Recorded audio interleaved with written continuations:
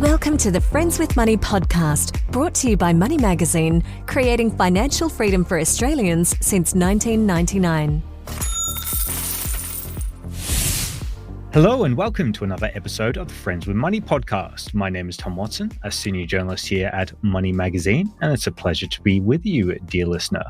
Today we're talking about mortgages, specifically refinancing your mortgage. After all, that's a topic on the minds of many Australian homeowners at the moment, given that lenders have been raising their home loan rates left, right and centre off the back of 3 consecutive RBA cash rate hikes.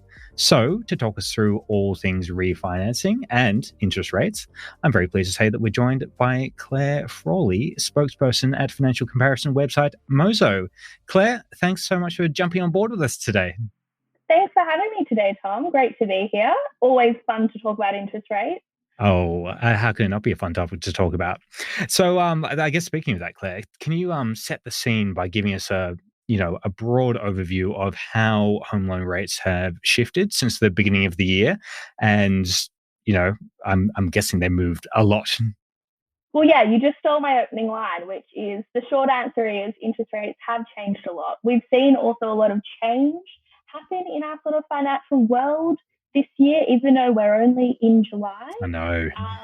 They really have changed. So I guess we'll start with variable interest rates, because that's, I guess, what most people talk about and you might want to think, they're high now, they're climbing, you're hearing cash rate changes and increases, but how much have they moved? So actually I have a pop question for you, Tom. Oh, okay. Yeah, so I want you to guess what the interest rate was, the lowest available interest rate, the variable interest rate, back in January of this year. Oh, this is my kind of question. I'm going to say it was 1.87%. Oh, you were so close. It was 1.88. Oh, give me some bonus points, listeners. That was pretty good. That was pretty good. So, and just a comparison. So that was January this year. And right now, the lowest current offer in the Mozo database is 2.44%. So huge difference there. And those are just the lowest interest rates, but probably a better gauge of things. I just wanted to throw in a pop question for you there, Tom. Could be the first time I've been asked a question on this podcast, so there you go. Thank you. Around. But probably a better gauge is to look at the average variable rate, which obviously takes in consideration all the rates in our database. And these, I must say, also are for owner occupiers paying principal and interest. So back in January, it was 3.07%, and now we're at 3.65%.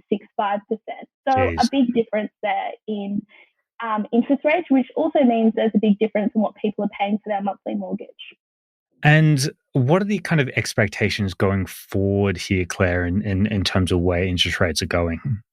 Well, I'm sorry, I'm sure I'm not the only person to break this news to your listeners, but it's probably not going to stop here.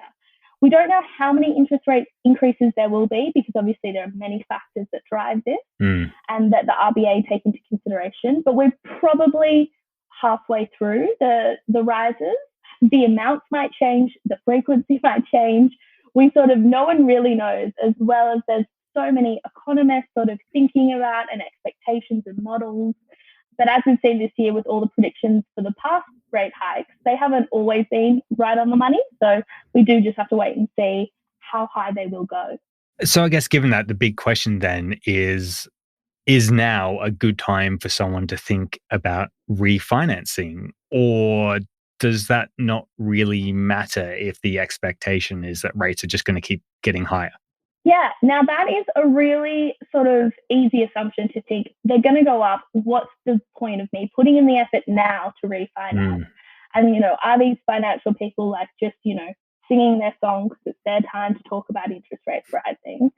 Those people being myself included. But no, the short answer is yes, you really should consider refinancing now if you're in a position to do so. Every basis point that your interest rate is lower will mean that you will save money in the long run off the life of your loan and your monthly repayments now. So just to illustrate this, because I know there are lots of numbers and this isn't a podcast, so I won't go too overboard. But Thank you. On a $400,000 loan, paying principal and interest, owner occupier for 25 years, if you're on that average interest rate from back in January of 3.07%, over the life of your loan of 25 years, you'd be paying $173,000 in interest. Mm-hmm. However, if you were on the average interest rate now, which is 3.65%, you would pay over the life of your loan $210,000 in interest. Wow. Now, that's a difference of $37,000. So it really does add up. And look, most people are in property for the long game. So you really should be thinking with a long format in mind when it comes to interest rates, savings, and your monthly mortgage payments. So while it might not seem like a massive deal of, if there's a 56 basis point difference on your interest rate now, and obviously that is just an example because that interest rate probably is not going to stay the same for 25 years because there will be fluctuations, but it's just an example to illustrate what could happen. But every basis point really does matter. And the lower your interest rate, the lower amount of money and interest you're going to pay on your loan. And that's obviously a massive consideration for people because at the end of the day, they want to save money on their loans. But aside from the interest rates, what else should people be looking for either in a loan or a lender if they are considering making that switch and refinancing? So when it comes to refinancing your home loan, you've really got to pick a product that works for you and your financial situation. You've got to make sure that it is either a low or competitive interest rate for your situation. Now, for people with different working conditions or different types of income, that might mean a different interest rate to what you sort of hear on the headline news. But then I guess one of the important things is there are actually features of home loans that can mean that you'll pay less interest. And the biggest one of that is an offset account. Of course, yes, the fabled offset account. Exactly. And they're sort of the hero of the time when interest rates are high or climbing because they really will save you money. So to take it back to basics, the balance that you hold in your offset account will be deducted from the remaining home loan principal that you owe, which results in you paying less interest. So quick little example, if you had a $500,000 loan and $50,000 in a 100% guaranteed offset account, you will be charged interest on $450,000. So that is a difference and it will make a difference over time. And there's lots of home loans sort of have them set up now where they can be really easy to access. Some people even use them as their everyday account. You could just have your salary and savings go into there. There's many options when it comes to offset accounts. And assuming that, your home loan rate is higher than your savings account rate, for instance, then it's probably going to be a better option to put your savings or to put your money in there in terms of the interest that you can save compared to the interest that you'd earn on a savings account, right? Definitely, especially at the moment, the offset account is the way to get your money, I guess, to work the hardest in comparison, especially to just normal savings account, bonus savings account, and term deposit. Mind you, term deposits are coming back up, which is good news, but it is then locked away. So whereas an offset, there is that fluctuation of being able to access the money. So aside from the offset account, Claire, is there anything else that people should look at in the way of features or kind of loan, options? Yeah, so if you are still set on getting a fixed rate loan and you think that is a great idea, one thing to consider is to look at the revert rate and make sure that it's not too high because you don't sort of know the climate that you'll be coming off that rate into. And you want to be able to know that you're in a position to either use that rate or be in a position to refinance when your fixed rate ends. Another thing to consider is the length of the loan that you refinance to. If you've got 27 years remaining on your home loan, you do not want to refinance to a 30-year mortgage. While the repayments will be lower, you will end up paying probably more in interest over time. So you really need to either match your remaining loan time or even go lower if you can afford to have higher repayments because that will basically mean that you pay less interest the shorter the length of your loan term. Changing tact a little bit here, and this is something that I've always wondered, and I'm sure there are listeners in the same boat, but are there any borrowers who might not be able to refinance for any reason?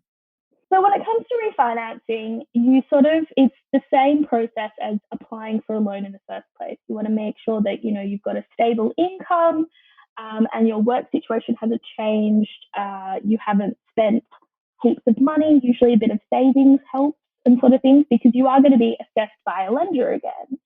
So the past 2 years, while some people have been able to, comfortably work from home and save a lot of money, that is not the case for the whole of the country. Many people have either lost work, fallen into, a bunch of part-time work, or just a general change in their financial situation, and they might not be in the strongest position to look like a really healthy borrower to a bank. So they might be looking at either a higher interest rate or not as competitive interest rate, or something without an offset or more basic product and things like that. So it's really important to take into consideration your situation before you go refinance with a bank. Don't just think, because I have a mortgage, of course everybody would want me as a lender. But also that, I guess, also then lends into fixed rates. If you are coming up to the end of your fixed rate term, it is really important to make sure that you are in a strong financial position to refinance if you think the revert rate is too high. Now, right now, for current fixed rates, the revert rates are up around 4 to 5%. Wow. If you're coming off, 2.09% that you fixed back in 2020, that is a bit of a shock to the system, doubling your mortgage repayment. So you want to probably see if you can refinance to something a bit lower, something starting with a 3, to, get closer to that rate that you were on, thankfully, probably for 2 years. And Claire, with house prices starting to go down in some markets, how is that going to affect some borrowers? Yeah, so this is the sort of the term that you might hear a lot or have heard in the past, called mortgage prisoners. Mortgage prisoners are people who are currently living in a house where their property value has decreased since the time they bought it. This means that their loan to value ratio has increased above 80%, and they are no longer a strong borrower for their mortgage. Right. So they often can't refinance, or if they do, they might be faced with lenders' mortgage insurance, and it is quite a costly exercise. So as we start to see property prices decrease across the country, this could be a concern for many borrowers. Well, it's a really good point to make, and I guess one that we're going to be following as well, as you said, as property prices, if they do continue to come down. But we'll have to call it a day there, Claire. But thank you so much for coming on and sharing all of your insights. It's been wonderful chatting. It's been a lot of fun. Thanks, Tom. And also well done on getting my question almost right. I know, 1 basis point. I feel like I should get, like I said, bonus points for that, because that was so close. But nonetheless. Silver star instead of a gold star. Thank you very much. Before we go, don't forget that if you enjoy listening to the Friends with Money podcast, we'd love you to recommend it to your own friends or family. Or you can help us out by leaving a review on iTunes or the Apple Podcast app. You can also send in any questions, comments, or even topics you'd love for us to cover to our dedicated email, which is podcast@moneymag.com.au. And finally, make sure you head over to moneymag.com.au for all the latest financial news and stories. That's it for this episode. I'm Tom Watson. Bye for now. Thanks for listening to the Friends with Money podcast. For credible, independent, and easy to understand financial commentary, visit moneymag.com.au. Please remember that the views and opinions expressed in this podcast are general in nature, and further independent advice and research based on your personal circumstances should be sought before making an investment decision.